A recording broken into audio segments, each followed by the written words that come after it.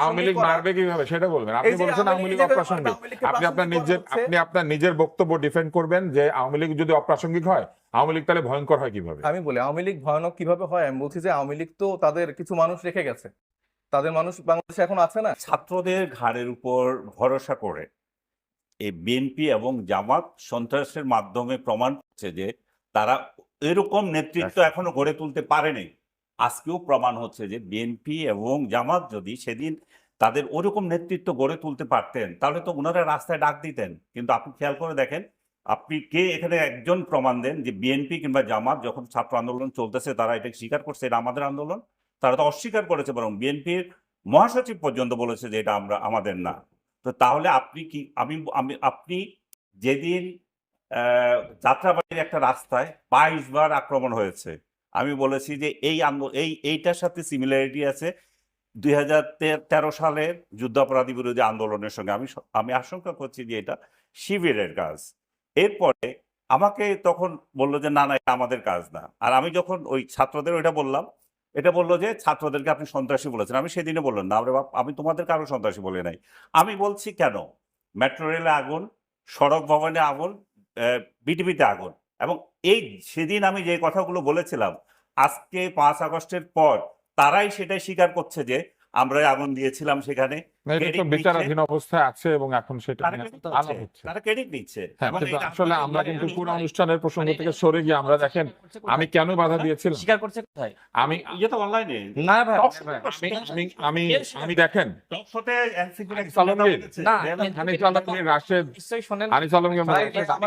এবং সাইফ আমি আপনাদের তিনজনকেই বলি আমরা কিন্তু আজকের আলোচনা থেকে দূরে সরে গেলাম কেন দেখেন ব্যক্তিগত আলাপের কারণে। রাশেদ যে একটা ভীতি আমাদেরকে দেখিয়েছেন যে আওয়ামী লীগ চলে আসবে, মার দেওয়া হবে, ভয়ঙ্কর ব্যাপার আছে, তারপরে হচ্ছে কথাবার্তা রেকর্ড করা হচ্ছে, কিন্তু যার নাম আপনারা উচ্চারণ করেছেন তিনি এখানে উপস্থিত নাই, সেজন্য তাকে নিয়ে আমরা এই আলোচনাটা না করি, আমরা তাকে উজ্জ্বলে আলাপ করি যে ধরেন এই বিষয়গুলি রেকর্ড করা হচ্ছে, তো রেকর্ড করা নিজে একটা অন্যায়। আবার আপনারা যার নামটা ব্যবহার করছেন রাশেদ, তিনি তো অত্যন্ত আস্থাভাজন সরকারের প্রধান উপদেষ্টা, তাকে নিয়ে নিউ ইয়র্কে বেড়াতে গিয়েছিলেন। তো আপনি একটু বলবেন কি যে আস্থাভাজন লোকজন এরকম কেন বলছে? গোপন বৈঠকগুলো করেছে সেই কথাগুলো আবার তিনি রেকর্ড করেছে কিনা আমরা জানি না, আমরা এইভাবে আলোচনা করতে চাই না, রেকর্ড করা জিনিসটা ভালো না। কিন্তু আমরা কোনো জিনিসটা জানতে চাই, সেটা হলো ছোটবেলায় আমরা কবিতা শুনতাম আর কি সাহেব, যে খোকা ঘুমালো পাড়া জোড়ালো বর্গি এলো দেশে, তো এখন তো বোঝা যাচ্ছে খোকা ঘুমালো পাড়া জোড়ালো আওয়ামী লীগ এলো দেশে, এরকম একটা অবস্থা তৈরি হচ্ছে। আওয়ামী লীগ কোত্থেকে আসবে? আপনি বলেছেন আওয়ামী লীগ এখন আর আলোচনার বিষয়ই না, কিন্তু রাশেদ বলছেন আওয়ামী লীগ ঢুকে পড়বে। হ্যাঁ, রাশেদ তো ওটা বললো। প্রথমত এটা আসলে আপনার সাথে আমার যদি কোনো ব্যক্তিগত আলাপ হয় এটা আসলে বাইরে আনা বা এটা আবার বলা এটা আসলে মোটেই সমীচীন নাই। আর ওনারা যেহেতু সিনিয়র লিডার তাদের তো আসলে আরো ম্যাচুরিটি আসলে দেখানোর কথা। এবং মায়ের খাওয়ার যে বিষয়গুলো আসছে যে আওয়ামী লীগ চলে আসছে এটা রাশেদ আমার সহযোদ্ধা উনি বললেন। আবার অনেকভাবে ধরেন যে আরো অনেক মানুষই বলার চেষ্টা করে বা এই ন্যারেটিভটা আবার এস্টাবলিশ করা হচ্ছে।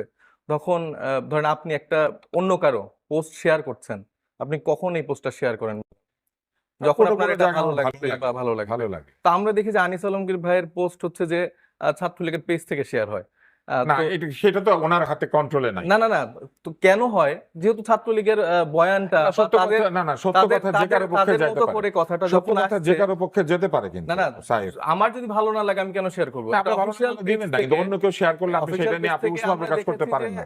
বাক স্বাধীনতার জগতে ধরেন এই মুহূর্তেই যদি আমাদের কথা কেউ শেয়ার করে তাহলে তো আপনি কে শেয়ার করলো ওইটা দিয়ে তো তাকে আপনি বিবেচনা করতে পারেন। এটা আসলে খুবই মানে অ্যাকুরেট থাকা উচিত। হ্যাঁ, তো সরকার আমাদেরকে নিষিদ্ধ করেছে ফেসবুকের পেজগুলো নড়েচড়ে কিভাবে? ফেসবুকে যে তারা বাইরে থেকে বিভিন্ন ভাবে টাকা পাঠায়, তাহলে বাইরে থেকে শেয়ার হয়, তো বাইরে থেকে অনেক কিছু শেয়ার হয় না। এটার জন্য তো আমাদের বাইরে থেকে বাইরে থেকে মানুষ অভ্যুত্থান হচ্ছে সেটা বলে না। আমাদের সাথে বসেই যদি কেউ এই জিনিসগুলো প্রচার করতে থাকে, আপনি জুলাই 23 তারিখের একটা স্ট্যাটাসের কথা না, আমরা ওখানে যাব না। না এটা যাওয়া উচিত না, যাবেন না। না আপনি আলোচনার বিষয়বস্তুতে থাকবেন। এটা আলোচনার বিষয়বস্তু। আপনাকে আমি যে প্রশ্ন করেছি আপনি সেই প্রশ্নের উত্তর দিবেন। জুলাইয়ের অভ্যুত্থানটা করার পরে আপনি যদি এরকম মানুষকে বারবার করে সুযোগ দেন এবং তাদেরকে বলেন যে এটা আলোচনার বিষয় না, তাহলে তো সেটা তো আসলে না আমরা এখানে যে বিষয় নিয়ে আলোচনা করছি আপনি সেটা নিয়ে বলবেন। আমি আপনাকে প্রশ্ন করেছি, আপনি ওটা নিয়ে উত্তর দেন। হ্যাঁ, আমি বললাম আমি সেটাই আমি আপনাকে এরই মধ্যে একজনের কথা বলেছি যে আমরা নাম উচ্চারণ করতে চাই না, সেটারই তো আমি কথা বলছি। আপনি যখন মাইর খাওয়ার কথা বলতেছেন, আওয়ামী লীগকে ফিরায় আনা, আওয়ামী লীগ তারা বিভিন্নভাবে তাদের বয়ান উৎপাদন করছেন, এটা কি আপনি এগ্রি করেন কিনা?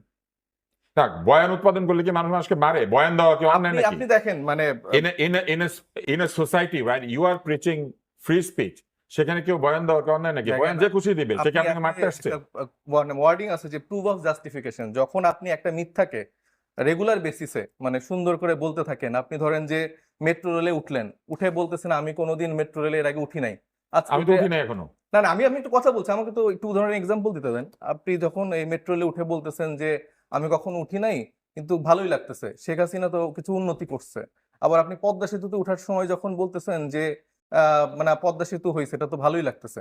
তো এইভাবে যে আপনি পদ্মা সেতুকে ভালো বলা যাবে না। আপনি ভালো বলেন, কিন্তু আপনি তো এটার জন্য শেখ হাসিনাকে তো ক্রেডিট দিতে পারেন না। আপনি কি এটার জন্য শেখ হাসিনাকে ক্রেডিট দিবেন? পদ্মা সেতু নির্মাণের যেই ব্যয় হওয়া উচিত তার থেকে কত না না, গুণ কিন্তু যে সংস্কার এখন হচ্ছে, এটা ক্রেডিট কে পাবে? যারা এই যে ঐক্যমত্য কমিশনে যারা আছে, রাজনৈতিক দলগুলো আছে, তারা সবাই পাবে। ও ঠিক আছে, আপনার প্রশ্নের আমি উত্তর পেয়েছি। না, আমার কিছু প্রসঙ্গ এইবার আপনাকে আমি যে প্রশ্নটা করেছিলাম সেই প্রশ্নের উত্তর দেন। না, কিন্তু আমি প্রসঙ্গটা আমার শেষ করতে হবে, নাহলে তো আসলে হলো না। আপনি নিজের প্রসঙ্গ ঠিক করবেন, আমার প্রশ্নের উত্তর দিন। ডেফিনেটলি আপনি যখন কোশ্চেন করছেন সেটা তো আমাকে উত্তর দেওয়ার সুযোগ দিতে দেন হবে। প্লিজ দেন।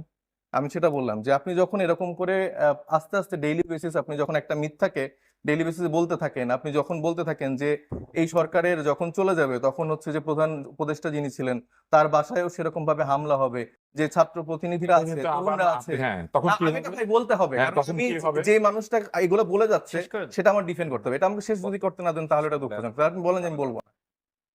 আমি কি বলতে পারি? আপনি বলেন। বিএনপি তারপরে জামাতের উপরে ভর করে ছাত্ররা হচ্ছে সন্ত্রাসী কার্যক্রম করছে, এই বক্তব্যগুলো যখন সেই সময় বলা হয় এবং জুলাই পরবর্তী সময় ডেইলি বেসিসে আপনি যখন দেখেন যে আওয়ামী লীগকে প্রাসঙ্গিক করা হচ্ছে, আওয়ামী লীগ কেন আমি আপনাকে একটা মাঝখানে একটা প্রশ্ন করে আওয়ামী রাখি। লীগ কেন ভোটে আসবে না, আওয়ামী লীগ ছাড়া আসলে সুষ্ঠু নির্বাচন সম্ভব না, তারপরে এই যে বাড়িঘর আগুন দেওয়ার কথা, এই কথাগুলো যদি ডেইলি বেসিসে একজন সবসময় এরকম করে প্রাসঙ্গিকতা তুলতে থাকে, বয়ান উৎপন্ন করতে থাকে, তাহলে তো অবশ্যই সম্ভাবনা তৈরি হয় যে তরুণরা তারপরে যারা আসলে অভ্যুত্থানের সামনে সারিতে ছিল তাদের মায়ের খাওয়ার অবস্থা। আসেন, আমি আপনাকে আরেকটা প্রশ্ন করি, সেটা হলো 19শে জুলাই আমি রাস্তায় দাঁড়িয়ে বক্তৃতা দিয়েছি, আমার কাছ থেকে 10 ফিট দূরে লাঠি হাতে যাদেরকে আপনারা বলছেন মারবেন তারা উপস্থিত ছিলেন। সেখানে আপনাদের এই সরকারের উপদেষ্টাও ছিলেন, তিনিও বক্তৃতা দিয়েছেন, একজন উপদেষ্টা ছিলেন। তো আমাকেও তো ফ্যাসিস্ট বলা হয়েছে। তো আমি কি সেটার জন্য বলবো যে আমাকে ফ্যাসিস্ট বলে শেয়ার করা হয়েছে, সেই জন্য আমাকে কেউ আমি তো ভাই আপনার কথা কোনো কিছু বলছি না। না, কিন্তু বলা উচিত? আমি এটা এই প্রসঙ্গে তো আমি কথা বলছি না। আমার যেটা অ্যাকুরেট প্রশ্ন সেটা মানে মানে এটা আমি একটা প্রশ্ন করেছি আর কি। আমি বক্তৃতা দিয়েও কেমনে ফ্যাসিস্ট হলাম? না, আপনাকে তো কেউ ফ্যাসিস্ট বলা হয়নি ভাই। আচ্ছা, ঠিক আছে। আসেন আমরা মূল জায়গাতে যাই।